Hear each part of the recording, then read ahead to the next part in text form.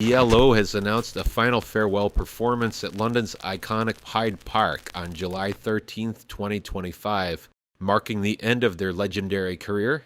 This farewell show will be part of the British Summertime Festival, where ELO joins the ranks of past headliners like Stevie Nicks, Elton John, and Bruce Springsteen. The news comes as ELO wraps up their US tour, signaling the band's long-planned retirement. Known for iconic hits like Mr. Blue Sky, Strange Magic, Don't Bring Me Down, the British rock group has been a defining force in music since their formation in Birmingham in 1970. The band originally featured Jeff Lynne and Roy Wood, though Wood left 2 years later and was replaced by Richard Tandy. ELO disbanded in 1986 but made a triumphant return in 2014, with Lynne leading the new lineup. This farewell show holds personal significance for Jeff Lynne. My return to touring began at HYDE Park in 2014. It seems like the perfect place to do our final show.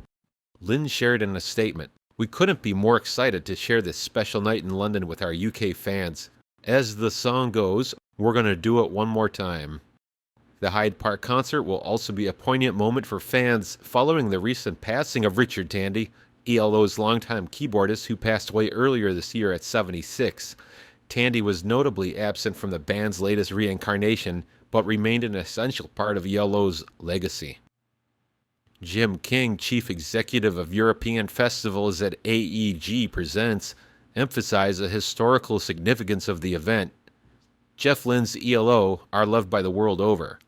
The live shows are nothing short of extraordinary, and a testament to the incredible catalog of hits we've enjoyed over 50 years.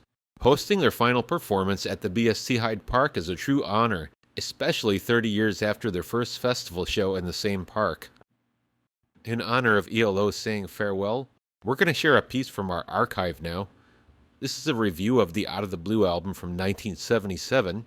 To give perspective on what was being said about the album at the time, of course, over time the album became known to be one of the most beautifully produced albums of all time. Let's go back to 1977. Out of the Blue Electric Light Orchestra by Michael Barackman. Jeff Lynne is well on his way towards becoming this generation's Phil Spector. The seven-man band he fronts and dominates, ELO, has no distinct personality.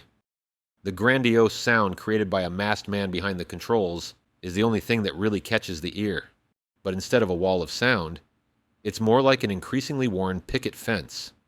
Ever since the mass success of Evil Woman, Lynne has forsaken classical rock experimentation and become more and more entrenched in a repetitious pop rock formula. Out of the Blue's outer space cover may imply a look into the musical future, but the record is really a rather clinical view of the past. All the trademark ELO song ingredients are lavishly promenaded: full choir, orchestral frills, and of course, vocal echoes. But the tricks are employed so often that their cleverness soon becomes cliché. Never an expressive vocalist. 4 sides worth of Lynne's placid singing, no matter how many overdubs, adds up to monotony. All you get is pure pop fluff. What saves this record, and indeed makes the fluff often fascinating, is Lynne's devout examination of 60s American pop. ELO's music has long displayed strains of the Beatles' I Am the Walrus period. But here Lynne shows his fondness for the obvious and hidden corners of early American pop music as well. For those attached to the musical evolution of such aching and acne-filled memories of teen reverie, Lynne's offerings will in the end prove irresistible, despite the dismaying lack of true character and feeling. A romantic venture to the drive-in may never have been more glamorized than in Night in the City, replete with a swirling orchestra, operatic choir, and a dense Tommy-like acoustic rhythm. The song takes on almost religious overtones. Throughout the album, there are similar 60s allusions. Lynne once said he tried hard to disguise his influences, but what makes these songs such delights is the outrageous overtness of it all. The album's coup de ville is Concerto for a Rainy Day, a 4-song suite that pays homage to Spector, including rain effects in Standin' in the Rain, Brian Wilson-style Pet Sounds harmony in Big Wheels, and Paul McCartney in Mr. Blue Sky. Out of the Blue tries to be the ultimate 60s experience making for an enjoyable, if limited, adventure. By Michael Barackman, 1977. Tickets for the farewell performance will go on sale at 9 a.m. on Friday, October 25th. Fans are urged to secure their tickets early for what is certain to be a historic event in rock history. With this final show, ELO bids farewell to 5 decades of groundbreaking music, leaving behind a legacy of orchestral rock that has touched millions across generations.